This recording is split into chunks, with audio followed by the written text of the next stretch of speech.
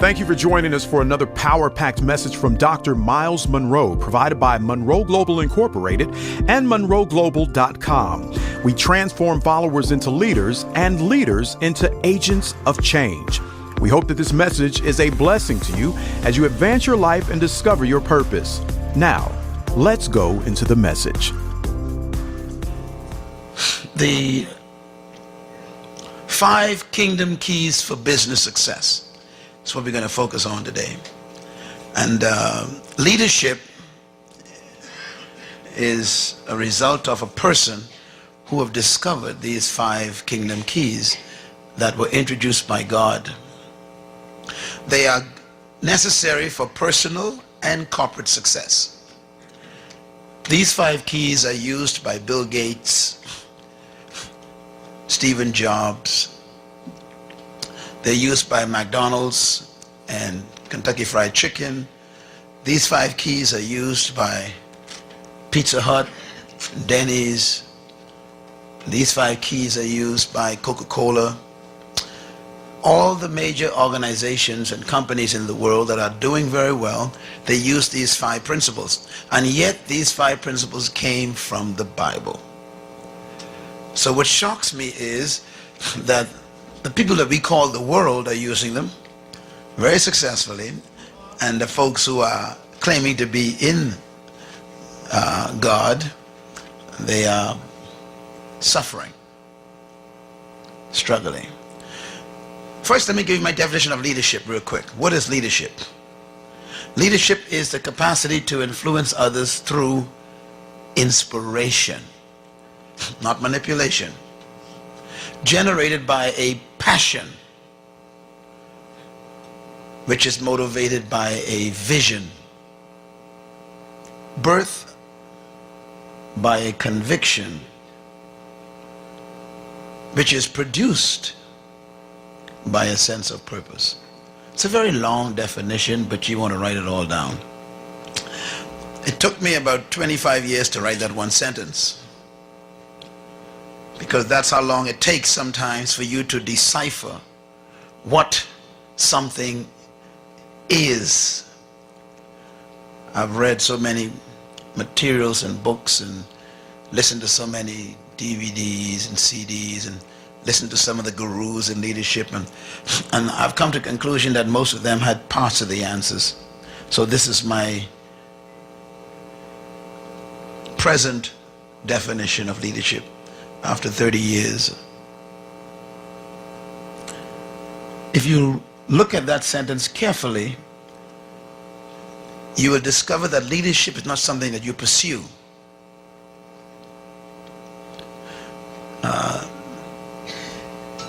Leadership is a result.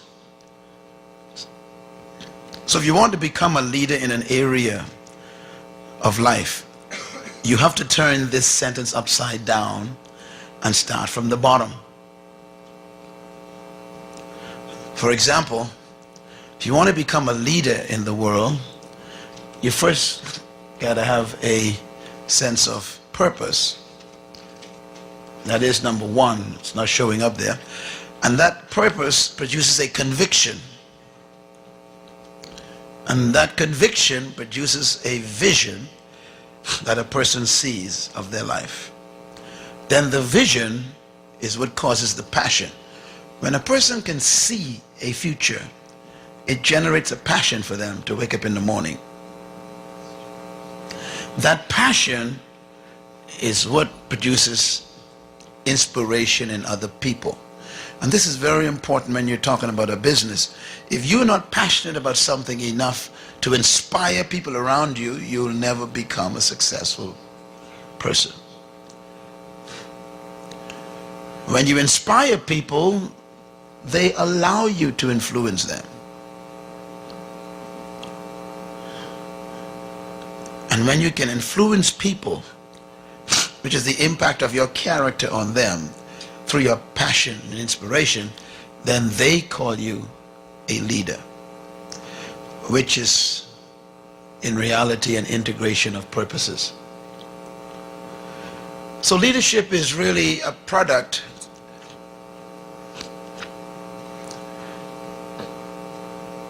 of discovering a purpose that gives you a conviction that you were born to do something, that gives you a vision that you begin to see how to do it, that produces a passion for you to go and pursue it. And that passion to pursue it inspires other people. Once you inspire people, they will give you their talents and gifts, their energies. They'll serve your vision once they've been inspired. Now, what's important here is that if you can't inspire people, then you cease being a leader and you become a manipulator. Whoever you cannot inspire, you must manipulate. Most of the people that you call leaders, I call them professional manipulators, because they know how to play games with your emotions, play games with your fears. They threaten you. They control you. And we basically call them, in technical terms, dictators. The pulpits are filled with those people. They're not real leaders. They manipulate people.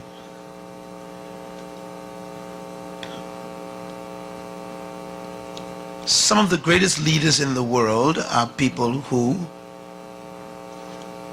run non-profit organizations. And that's because they don't not necessarily pay the people who are working. The people work for another reason. And that reason is they're motivated by an inspiration they got from the leader. The cause draws them in. And in many cases, that is why it's difficult for pastors to explain their value to people. I'm talking about good pastors. And this is why many pastors' salaries are far below what they should be, because in the world of business, sometimes you can't measure in quantifiable form the value of that pastor in inspiring so many people to do a powerful work and not pay them. You should get paid for that because it takes a lot of skill to inspire people with vision. With that in mind, let me talk a little bit about the power of that vision in business. Business is about living your future. It's about what we heard just now, finding your core passion and pursuing it.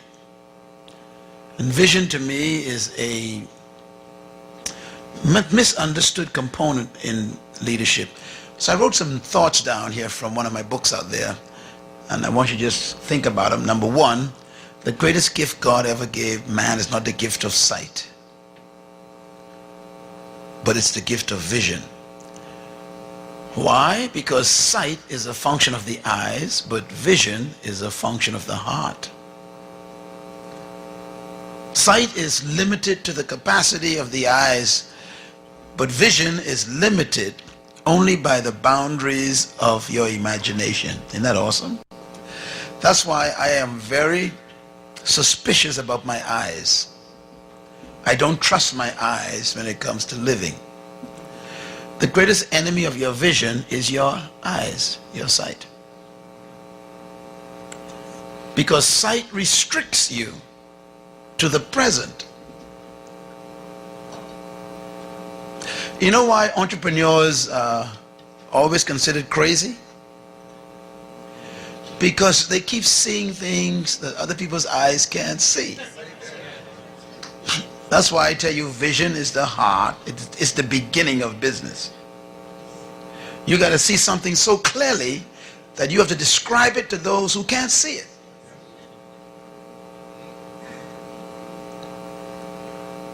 And that vision is what releases you to the uncharted waters of the future. You begin to dream.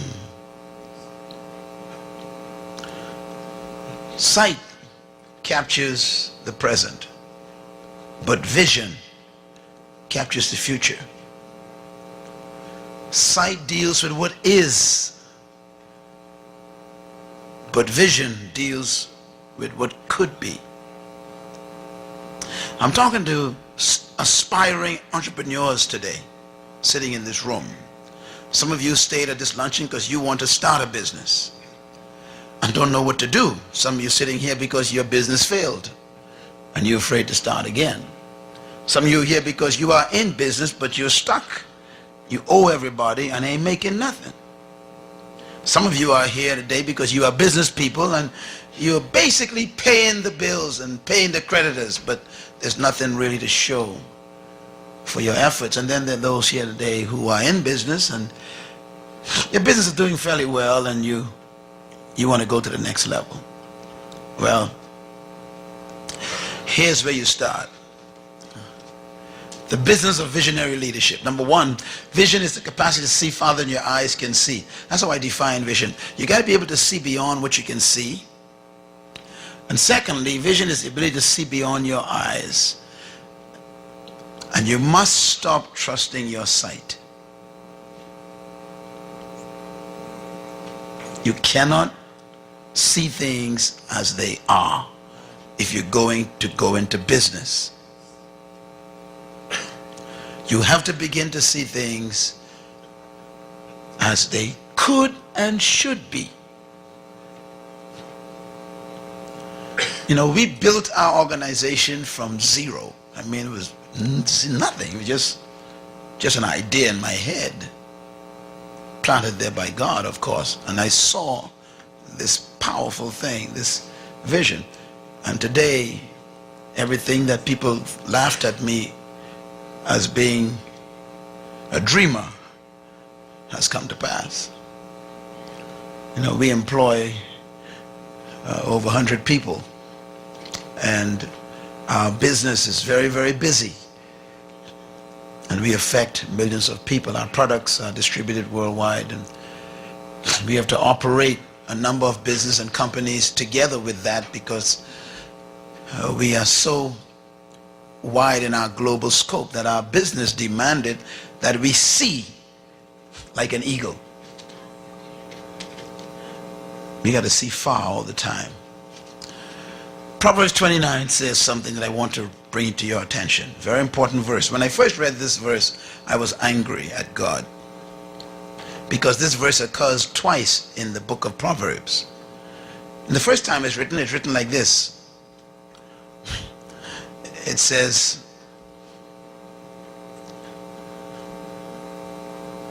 the rich and the poor have one thing in common. God made them both. And I became angry. This particular verse written by the king, he says, where there is no vision, the people throw off self-control. They throw off restraint. We call it perish, but it actually should be they throw off self-control. And they don't understand the laws of God. I believe that the poorest man in the world is not a man without money, but a man without vision, a woman without vision. That's poverty. As long as you can dream, you're not poor. You are poor when you stop dreaming.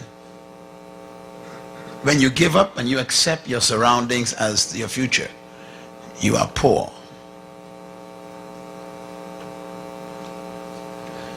It's okay to be born in poverty, but don't accept it.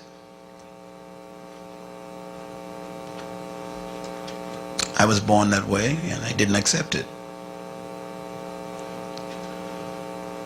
Here's the verse I was referring to. Proverbs 29. It says, the rich and the poor have one thing in common. That's what the verse, Proverbs 29:13 says. I'm not sure why it's not showing up in this interesting computer they got here, but anyhow.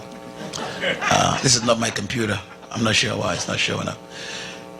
But that verse is very important. See, it wants to come up, but it doesn't come up. It's a very important verse. It's not coming up. Anyhow, let me quote it for you. It says the rich and the poor have one thing in common. God made them both. Now when I first read that, I was poor. So my reaction to that was, okay, this means that God made rich people and God made poor people.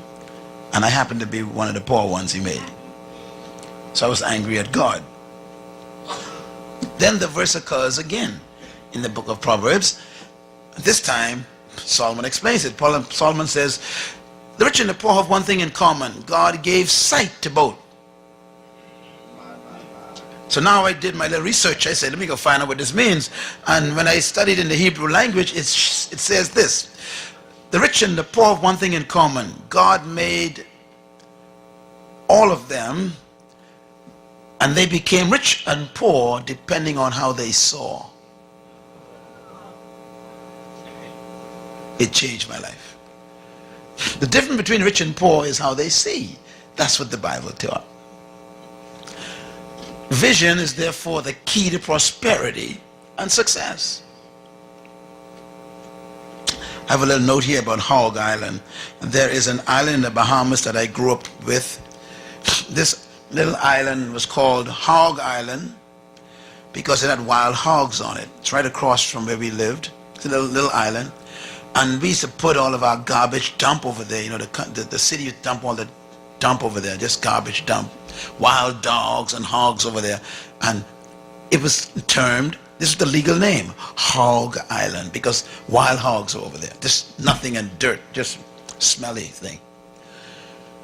A guy came to visit the Bahamas, just to visit us. He just died about 2 weeks ago. But when he came to the Bahamas years ago to visit Nassau where I lived, he saw this dirty island called Hog Island. And he went to the government and says, look, I'd like to buy that island. And the government figured, oh, he wants to buy the garbage dump. So they sold it to him for almost nothing. And his name was Merv Griffin.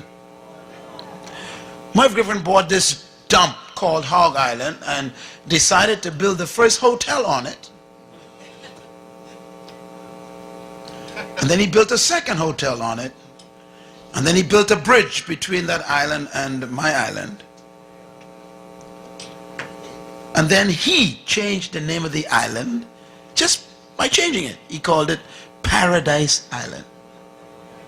It's amazing what you can do by just changing the name of an island. He saw in a garbage dump a paradise. He built these hotels and wonderful resorts, and it became a multi-million-dollar corporation, and then he sold it to another man from South Africa whose name is Saul Kirshner. He built the largest hotel in the entire region of the Caribbean on Hog Island. It's called Atlantis. 5 million tourists come to us a year looking for that little Hog Island, and they leave over $1 billion a year because of that little island. If we had seen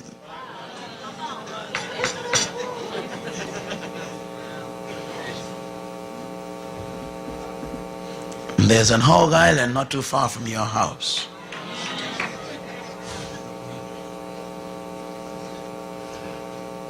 You call it the hood, or whatever you want to call it.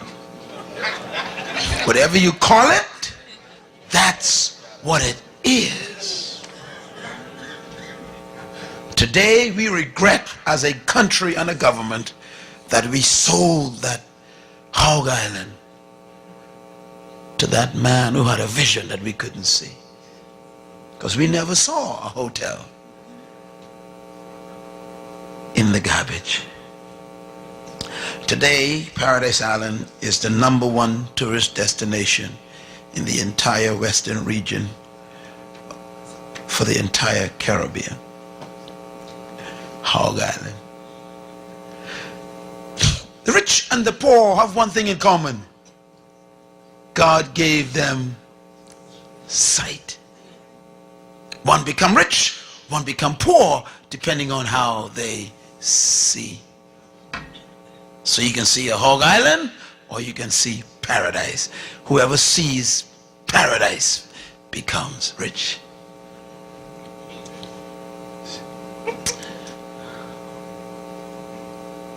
Story about a shoe company in India. I like this. It's a true story.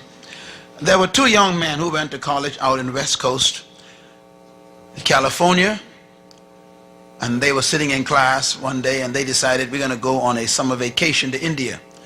So they saved up their monies and they said we want to go and explore India. There's excitement about going to India. So these two American young guys, put on their cut-off jeans with the holes in it and t-shirt, got their backpack sorted out, and they made it just enough money to get to Bombay, and they lived in hostels because they couldn't afford hotels, and they kind of, rode the trains around in India to see the country, and they were so excited about, massive Indian country, but they had never seen so much poverty in their lives. And one day they were sitting in the window of their hostel, looking over down at the street, and they saw hundreds of thousands of poor, smelly, dirty Indians sitting in the mud there in the street, under cardboard boxes and pieces of tin, and they had never seen so much poverty. There were sores and flies over some of them, and one of the guys said to the other, he said, "My goodness, man, I've never seen so many people in one place." I mean, because India has, at that time over 900 million people, almost getting to a billion. They're over a billion now. And there he was in this massive city of Bombay, massive poverty, and he said, "I've never seen so many people so poor, man. Can you see that?" He said, "Yeah." He says, "Look at that. Nobody has on any shoes, and there's mud." And the other guy says, "Yeah, man. Wow, what a shoe business."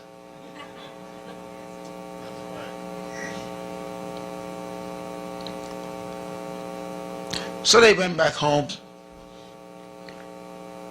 went back to college. One of them was sitting there in the class. The professor was talking, and he began to scribble on a piece of paper. Different, just scribbling. And his friend said, "What are you doing?" He said, "Nothing." And he was designing a shoe, because the picture of those thousands of dirty feet couldn't leave his mind. He saw a pair of shoe on their feet that could cost 25 cents. He designed a shoe that would be made out of plastic, and when he was finished with the design, he sent it off and got it registered to the Library of Congress, and then he sent it to one of the manufacturers to make a prototype, and the guy made a prototype of this plastic shoe, and he told his friend, "I'm going to quit school, man. I'm going to pursue this idea." His friend said, "No, man, you can't quit school, man. We got 2 more years. You could hang in there." He said, "No, man, this thing could work. I see the vision. This thing can work. We can get these shoes in these Indians' feet." He says, and the manufacturer said he can make them for 25 cents. The guy says, "You're crazy. You can drop out of school." He said, "Yes, sir, man. I'm going to try this thing." He quit school and took a little bit of money that he saved up, got some money from his uncle, found a couple of investors, and invested in his plastic shoe. Produced his first batch, shipped it off to India, and began to sell them through a distributor there for 50 cents.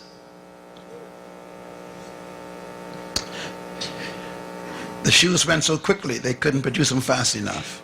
Just these plastic shoes. Within 12 months, he had sold over 1 million pairs of shoe. He became a millionaire in 12 months. His friend was still in school trying to finish his last year. In 2 years, he became a multi-millionaire. He was selling now up to 15 million pairs of shoes per year. He had to build an office, a factory. He now had a staff working with him. The manufacturing plants kicked in, and he began to sell these plastic shoes to India. And many of you may have seen them in India. And within 2 years, he was a multi-millionaire. His friend had just finished graduating. He came to look for him. So he hired his friend. His friend was an accountant, so he says, "You might as well count my money for me." His name was Tom. His last name was McCann. And so began a shoe business. Isn't that amazing that one person can see just bare feet? Another person can see a shoe company? Business. Those who have no vision will be hired by those who do. Write that down, please. Quick. Let me tell you something about vision. All true vision will be tested for authenticity.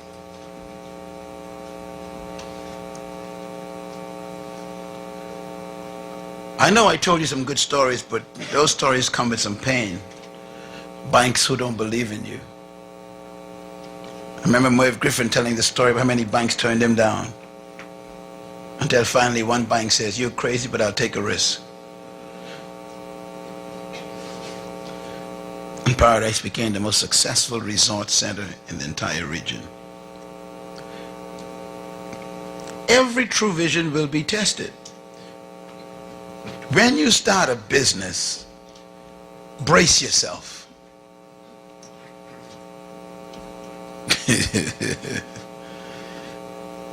Because there may be like 3 or 4 different hells. They'll all break loose on you. Am I right? So you got to stay with your passion. You got to believe in your vision. Business demands audacity, persistence. You got to believe in it so badly that you're willing to mortgage your house. You know, success is a result. It's really not a gift. So here's a couple of thoughts for you before I give you these 6 items. Number 1, the original mandate of God was a business mandate. Did you know that? God is a God of business. Everything is about business with God. You were created to dominate in an area of gifting, not to dominate people. So business is really in everyone here. You were never commanded to dominate people, but to have dominion over things in the environment, birds and fish and animals and trees. Case in point, God never gave Adam a chair. He hid it in the tree. God never gave Adam a table. He hid it in the tree.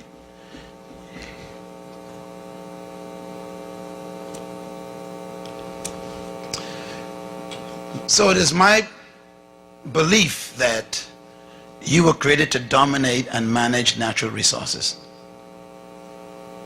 If you don't learn to manage natural resources, other people will manage you.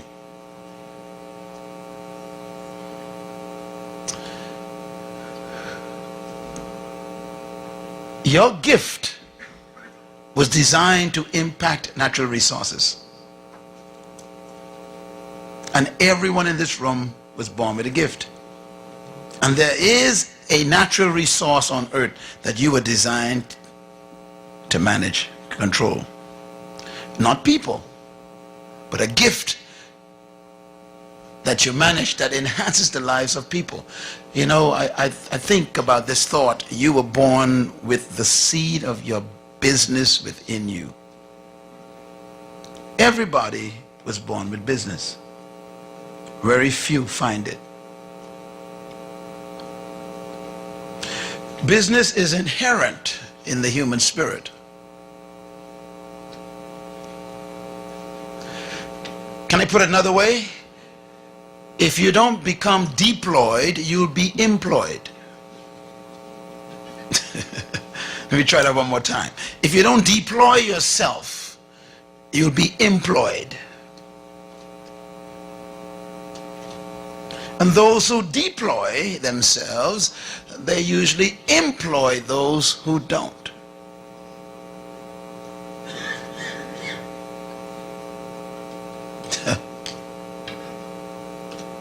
So business, it exists within you. Where was business born? Here was where business was born.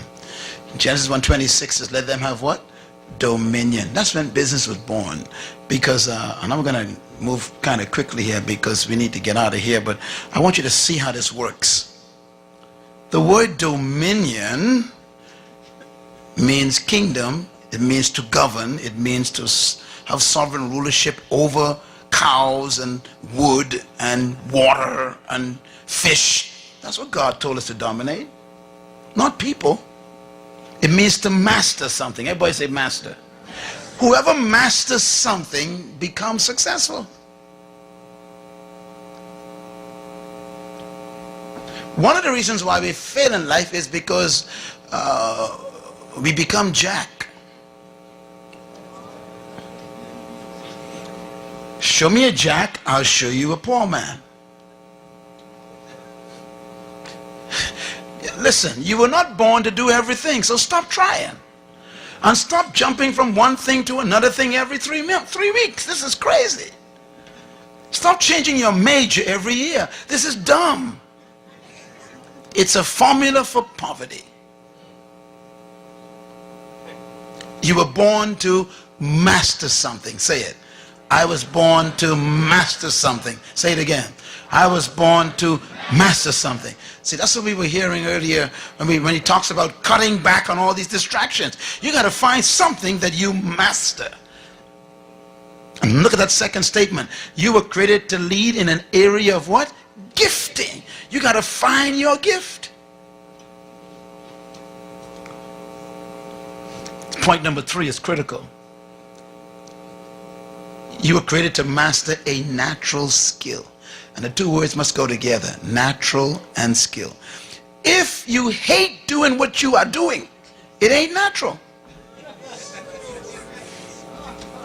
So you got to find out, what is my natural skill? What do I just love to do? And then you need to refine it and serve it to the world. It becomes a business. But this is going to get sweet in a minute. Watch this. Your natural skill is your domain. You know, I think of Tiger Woods, and I'm going to use him a lot in the next couple of moments. But here's a young guy who had no interest in being a multimillionaire. He had no interest in being a leader in the world. All he wanted to do was to master his natural skill. So at age 4, his father gave him a piece of stick and said, hit this ball. Age 4. And from age 4 until now, he's still hitting with that stick. And all he wants is that stick. He gets it.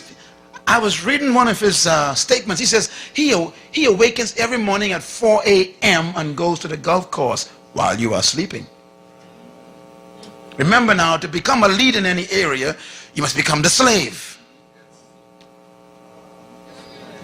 You're missing it. You really are the masters. He's the slave. He's up at 4, you're sleeping. But he's up as a slave because he's mastering a gift which he serves you later at 4 p.m. and you pay him $240 million a year just to do it. He calls it fun. You call him leader. Are you getting this? Yeah. He found his natural skill. So I'll never forget, Newsweek magazine did a story on Tiger Woods 2 years ago, and the cover story was a picture of Tiger Woods, and they had on the cover story, and I have it in my file, I had to keep it, it says mastering his domain. Oh, I was so excited. It was God's words coming to pass. When you talk about golf, that's his domain. He's king. He's the only guy who can get 3,000 people to run up and down a field on a golf course. He is mastering it. What do you do that makes us come and run up after you? Why do people follow to find me? Why did you come to find me? People drove 5-6 hours to come to my meetings. Some fly in. What's going on here? Because when you master a gift, it attracts its own provisions.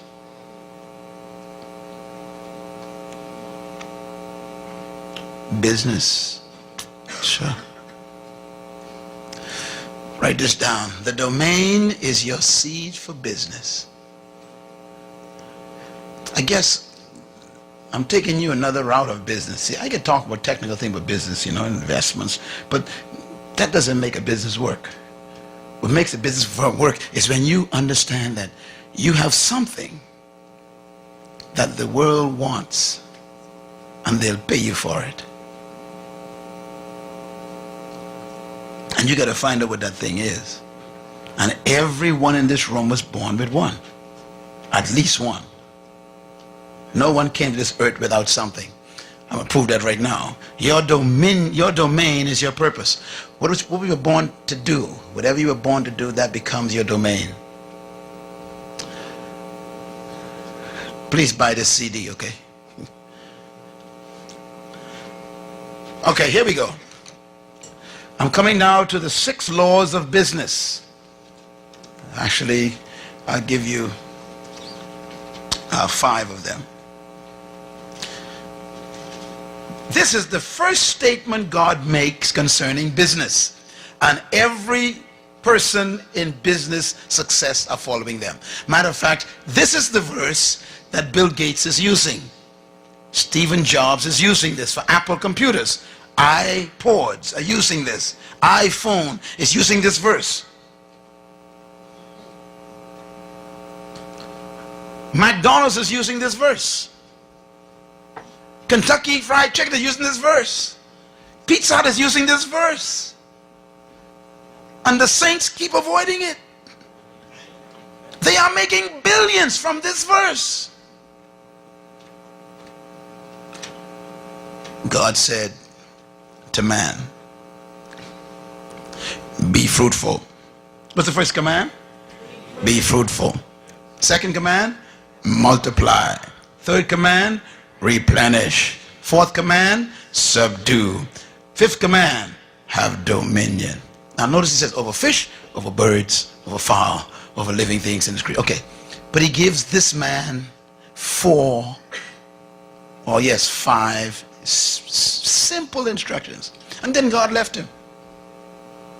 God gave man a business strategy. Now the verse before this is verse 27, right? So God created man, etc. And the verse before that is verse 26, right? And that's when God says what? Have dominion. So God tells man in 26, have dominion. In 28, he tells him a strategy on how to have dominion. He didn't leave him without the strategy. He says, here's how you dominate. Look at it carefully. He says, be fruitful, you multiply, you replenish, you subdue, and then you'll have dominion. You say it again. Be fruitful, you multiply, you replenish, you subdue, then you'll have dominion.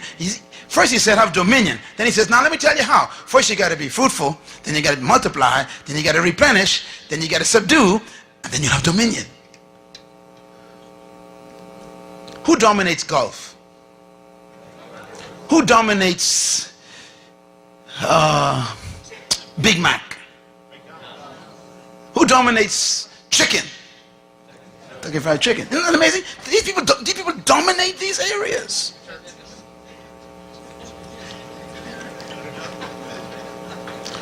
Who dominates Whopper? It's amazing that I can call a name of a product and it controls the whole area.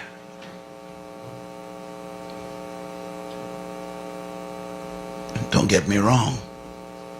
This is not complicated. So there's a picture of my man. The 4 laws of business. Number 1, be fruitful. Okay, this is where business begins. The word fruitful in Hebrew means productive. It doesn't mean to have children. I was shocked when I discovered that. The first command God gave man was what? Be productive. In other words, produce something. Oh man, I wish I could talk to you for a couple more hours about this. Say it. Be productive. Stop saying fruitful because you're thinking about babies. Tell your neighbor, be productive. No, say it this way. Produce something that I could buy. That's the first command.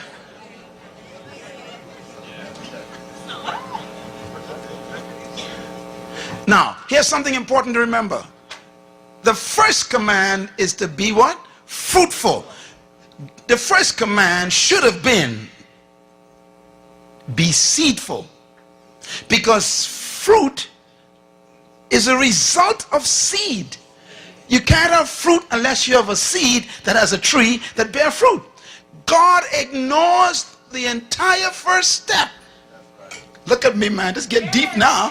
God said, look, I even ain't gonna talk about seed.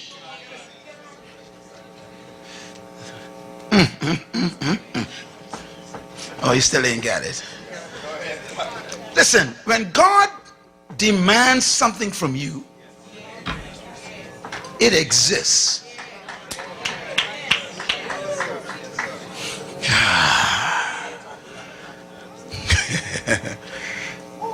So the demand for fruit is a presumption. Some of you are getting it, that there is seed somewhere. The number one reason why there's poverty in North Tulsa is not because of a lack of investors coming in, but a lack of productivity inside.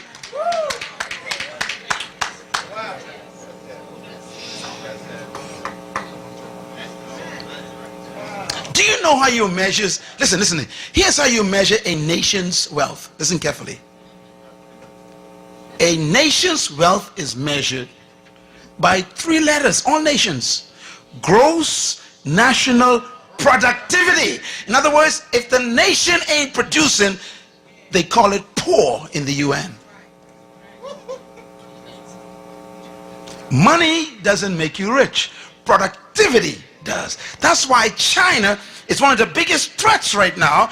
Even though they may be poor, they are producing. What do most people in the North Tulsa do? Consume. No, all right now.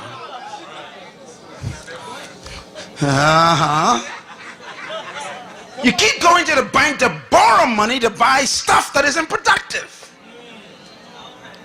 I mean, if you're going to buy a vehicle, buy a truck so you can become one who collects garbage to produce a business. Don't buy a car to drive around in. That ain't productive. All right, now I'm talking.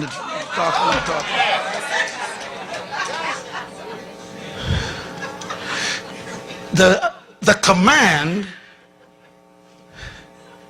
presumes that seed exists in you right now.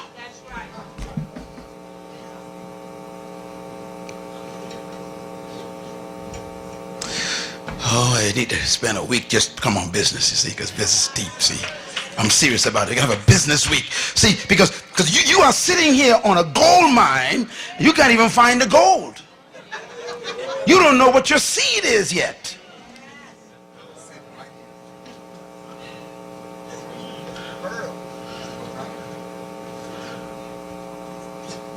There's a seed. That's your business. And God says, show me the fruit of it. Produce something.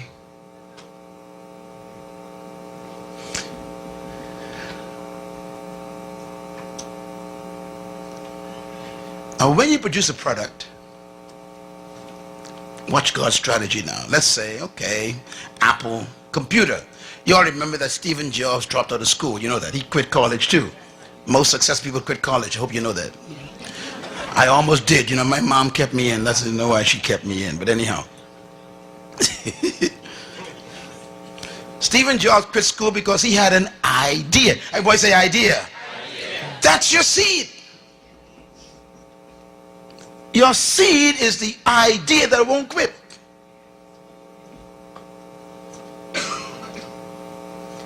This guy had an idea. He went to visit a plant to see a computer. Stephen Jobs is an interesting guy, young fella in college, and he went and he saw this computer, and the computer was big as half of this room. He looked at it, he says, why can't they reduce that to the size of a desk? And he walked out. And he kept seeing visions of that great massive computer the size of a room on a desk. I wonder what you see that won't leave you alone.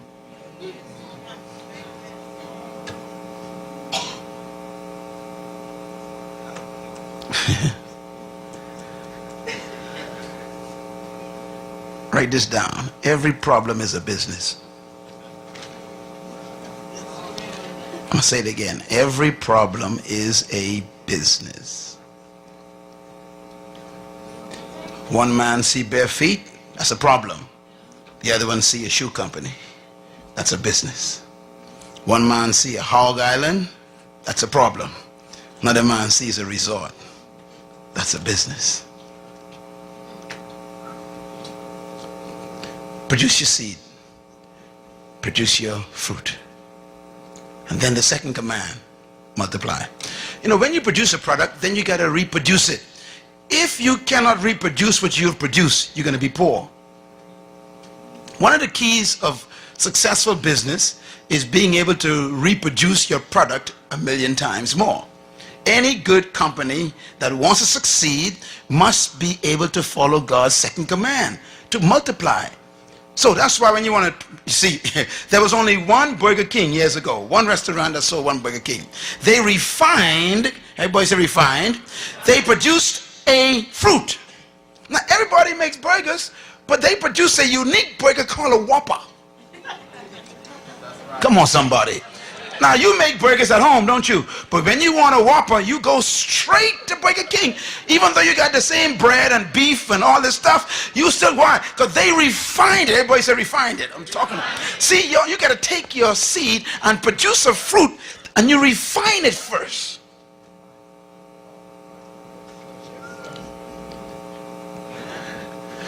If you're going to be a cosmetologist, you still ain't going to be wealthy, because anybody can be a cosmetologist. You got to find what kind of cosmetologist you will be. What are you going to specialize in? Everybody sells burgers, but no one sells a Whopper. What's your Whopper? That's the question. Now watch Burger King. Burger King then takes this Whopper sandwich that they refined, and they developed a system. Everybody say system. To reproduce the same Whopper every time. So when I went to Mexico one day, we went to a Burger King. The same Whopper came out in Mexico. We went down to Venezuela, Burger King, the same Whopper. We were in the Ukraine, in Russia, the same. I said, how can the same Whopper be in every country? Because they reproduce.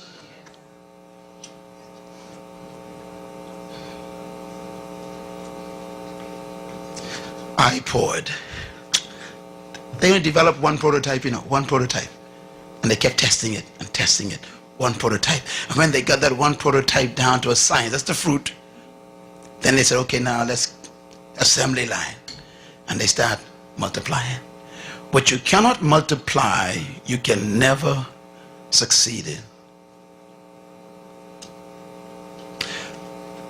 My message is my fruit.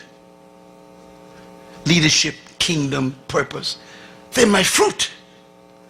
Now I got to put them in a form where they can be multiplied. So now I got to shift into books and CDs and DVDs and they're in 25 different languages. I got to multiply.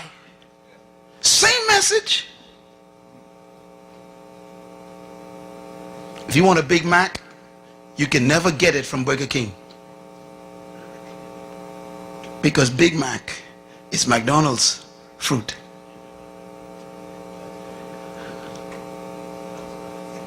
And they keep reproducing it. God's third command, replenish, is a big one. If you're going to be successful in business, you got to be able to distribute your product. You got to develop a distribution system.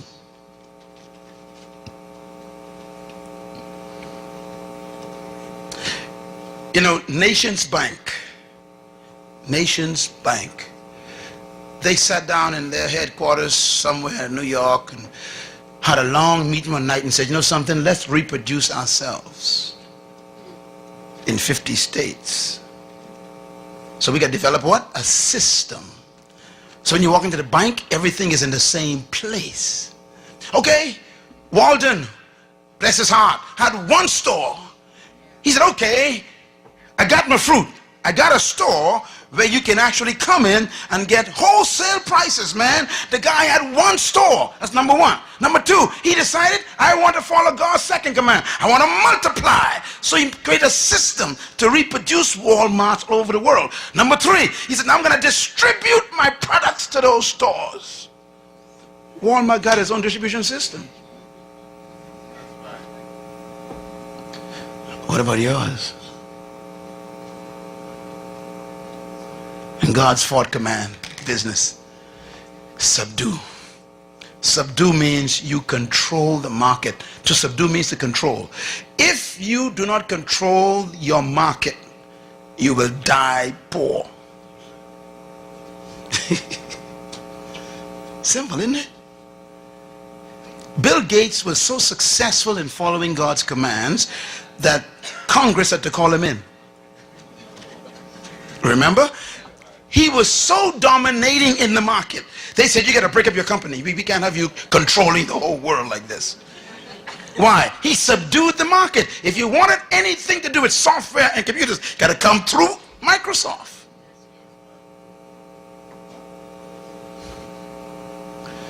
Can I put it another way? Subdue means when anybody wants a product like yours, you're the first one they think about.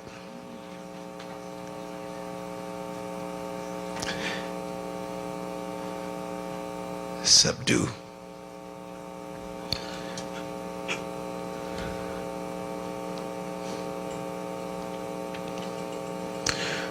So Ford Motor Company says we're going to subdue the truck market.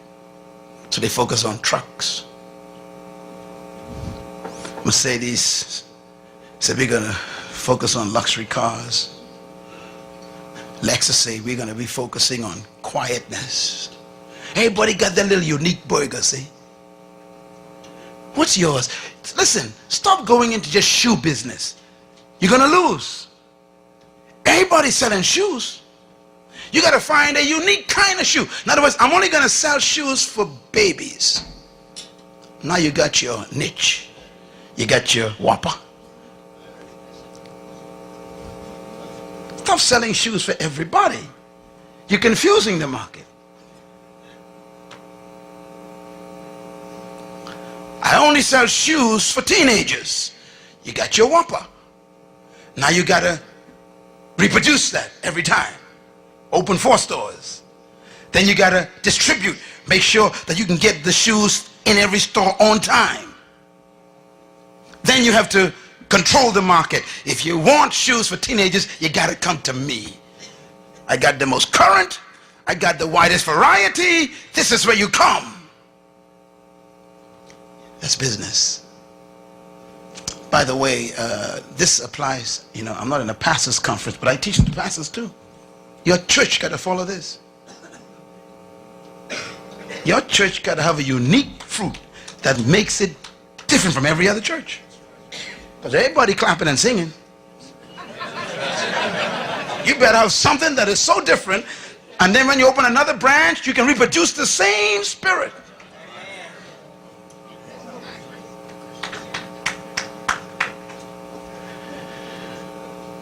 God says, subdue. Oprah Winfrey, boy, she did a good job. She packaged her seed, reproduced it in her shows, distributed in every available media company wants a show. Same show. I said same show. She don't have 5 shows. She refined that 1 hour. That's her fruit. And then she multiplies it. They produce a million different copies of that tape. And then she distributes it to all those media houses. And then she subdues the talk show day. She controls it. And now we leave the number 5. She dominates. Microsoft dominates. iPod, Stephen Jobs dominate. What are you going to dominate? T.D. Jakes called me up one day. He says, Myles, I'm about to have a leadership conference on a cruise. And the first person that came to my mind was you. That's when you know you are dominating in the field, is when your name comes to mind first. If someone says, let's eat a Whopper today, you ain't got to decide where you're going anymore.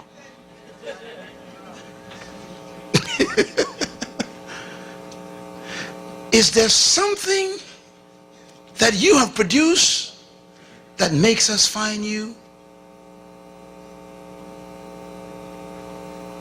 That's your business.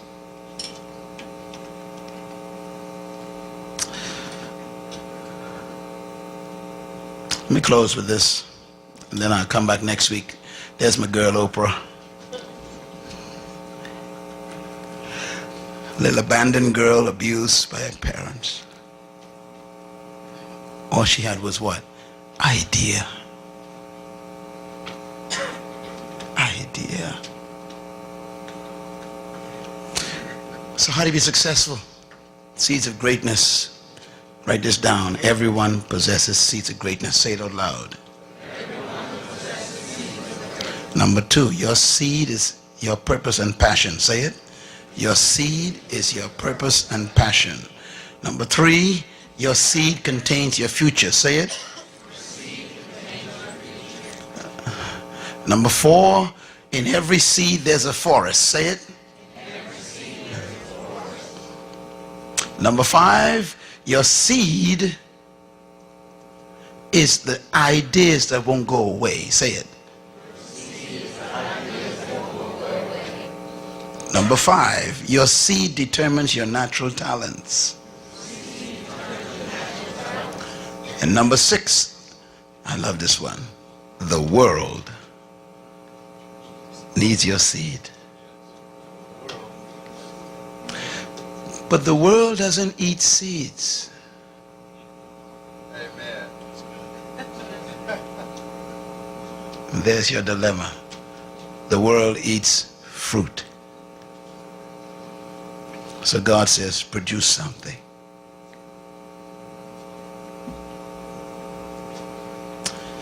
And finally, your seed is your business.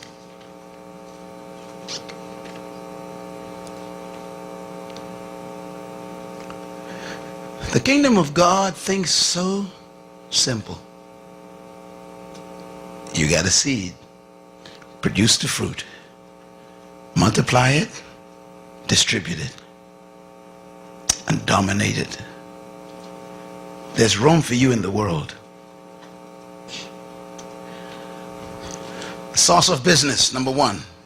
You were born to solve a problem. Say it. This is how you become great, you know. You got to think like this. Number 2, you are God's response to a need He created. Say it. I am God's response to a need He created.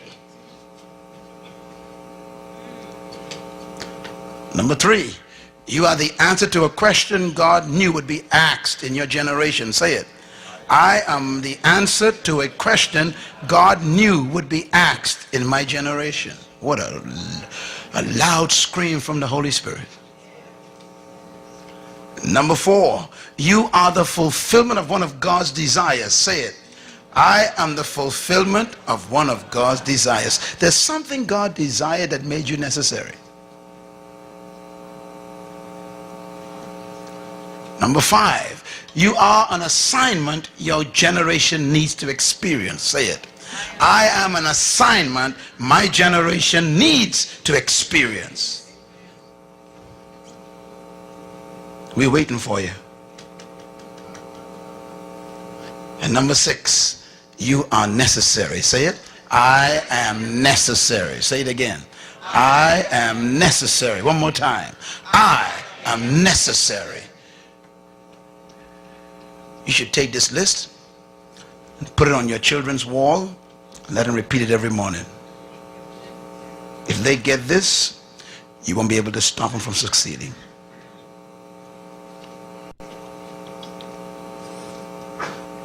Business is finding your seed, making it a fruit, multiplying it. I have much more to say to you, but we're going to go because I need to go too. Listen to me. I was asked a question years ago. The question was, how do you become successful? My answer goes like this. You might want to write this down. If you want to be a success, do not seek success.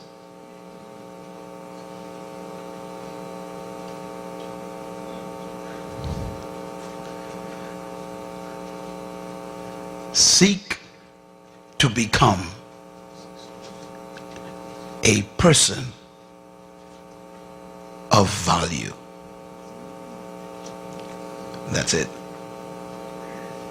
I repeat, if you want to be a success, do not seek success. Seek to become a person of value.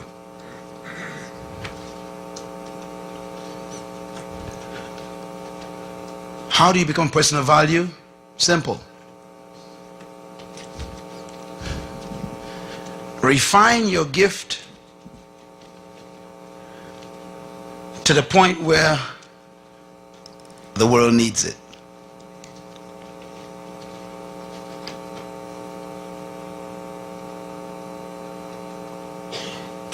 I think any of you who studied economics knows this, that money follows value.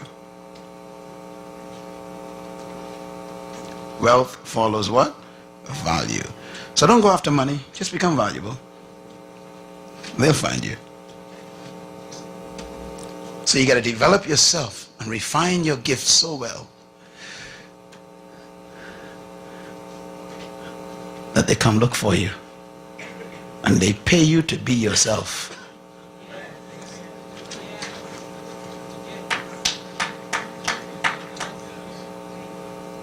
I was talking to my secretary this morning.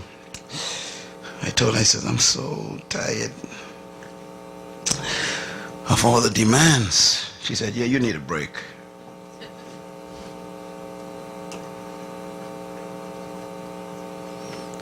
She yesterday told me I have 987 invitations for 2008. 987 invitations around the world for a year that hasn't begun yet.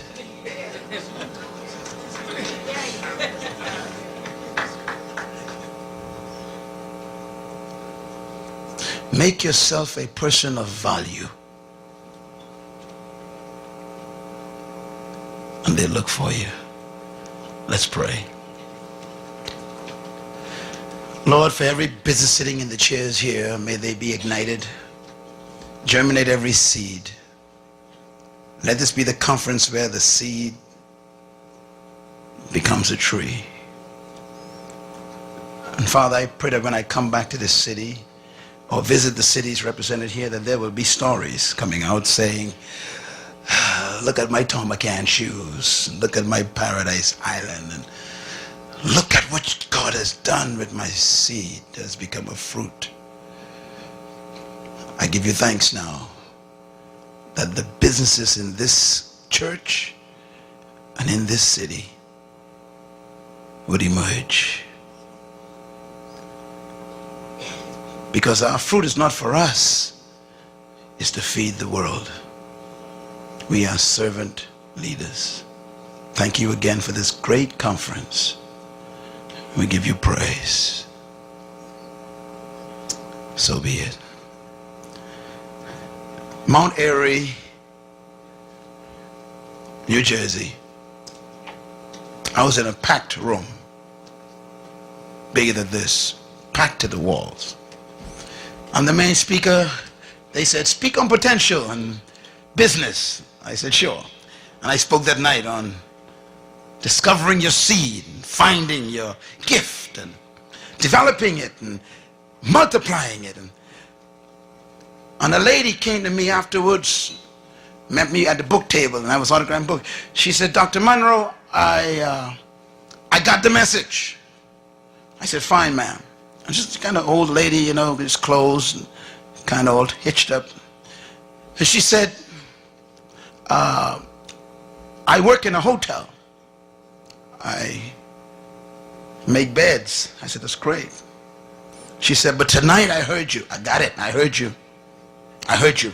I got a seed. Tomorrow, Dr. Munroe, I'm going to bring you my fruit.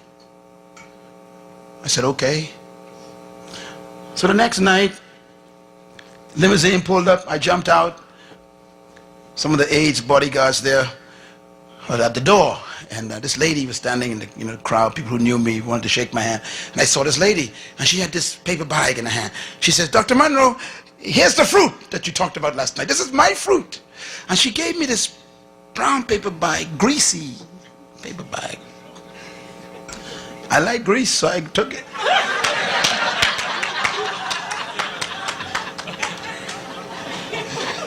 And I gave it to my aide, and we went into the meeting, had the meeting that night, and did the second session on maximizing your business.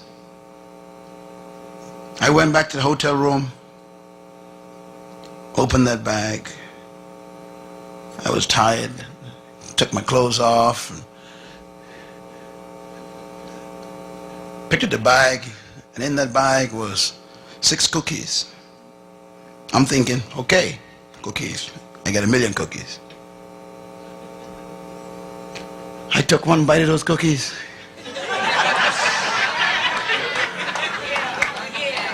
I don't want to tell you how I felt, because you wouldn't accept it. But I tell you what, I had an experience. My toes curled up. Everything, my whole body had spasms everywhere. I was like, yeah. Yamaha, Hushama. Hey, who is this woman?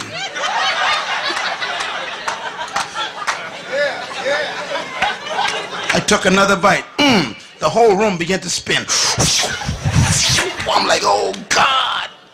There was stuff in that cookie that even God didn't make yet. She had it perfect. And before I went to bed, there was one left.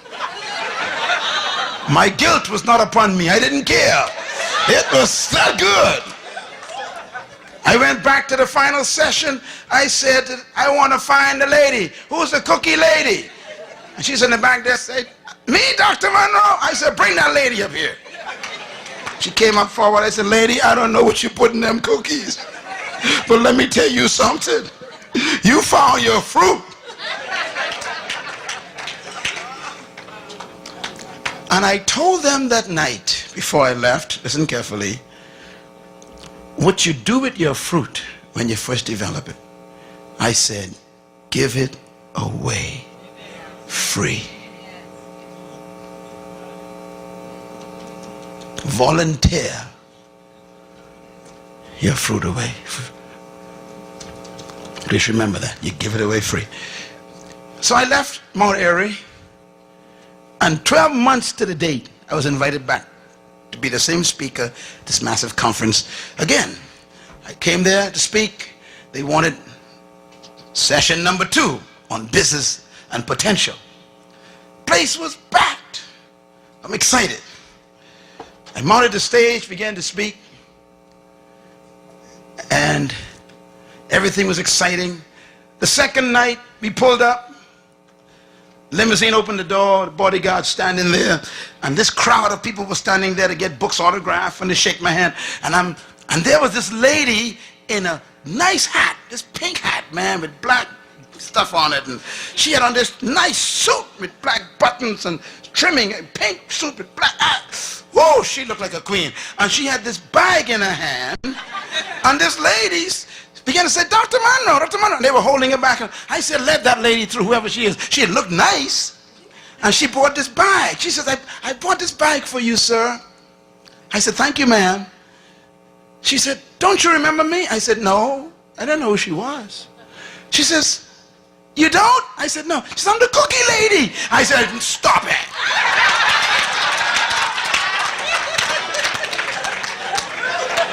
Man, she was shocked. Dead cried out. I said, what happened to you? She said, you won't believe it. She said, I bought you my bag, specially just for you. I opened the bag, and there were these boxes of neatly packaged cookies with nice design and everything. And she said, my cookies are being distributed to all the major stores in the city. I employ 258 people. She said, and my company's already hit $3 million. She said, all because of you. She says, and therefore I want to give you something. And she went in the purse and bought out this envelope. She said, this is just a token of my gratitude to you. Thank you so much. I'm just a cookie lady, that's all. Multi-millionaire in 3 years. Just a cookie lady.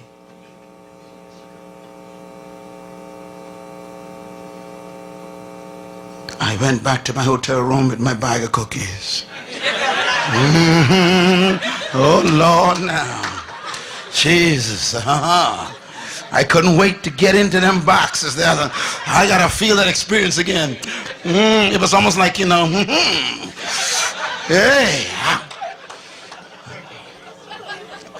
Decided to open the envelope. There was a check, personal gift, $10,000.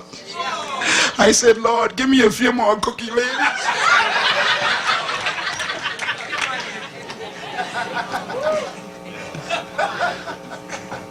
Mount Airy, New Jersey. Today, her cookies are in all the major stores. She's now being chauffeured, full of the Holy Ghost, sleeping on a seat, working in a hotel, because no one told her that she was carrying her seed. I pray when I come back to Tulsa, you will have your pink bag, and I want to see your cookies. Thank you very much. God bless. Thank you once again for listening to this message, as we hope that it has been a blessing to you. Our goal is to show you new paths and opportunities so that you can discover your purpose. It is your love, support, and partnership that makes Munroe Global possible. Please visit us online at www.munroeglobal.com for more product, partnership, or to join us at one of our live events around the world.